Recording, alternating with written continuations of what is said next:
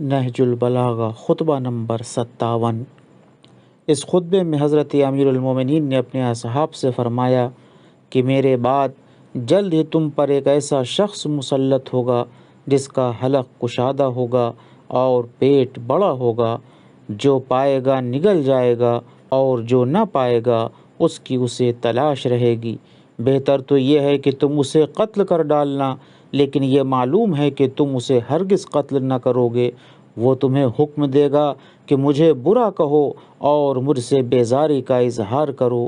جہاں تک برا کہنے کا تعلق ہے مجھے برا کہہ لینا، اس لیے کہ یہ میرے لیے پاکیزگی کا سبب اور تمہارے لیے دشمنوں سے نجات پانے کا باعث ہے، لیکن دل سے بیزاری اختیار نہ کرنا، اس لیے کہ میں دین فطرت پر پیدا ہوا ہوں اور ایمان و ہجرت میں سابق ہوں۔ وآخر دعوانا الحمد للہ رب العالمین۔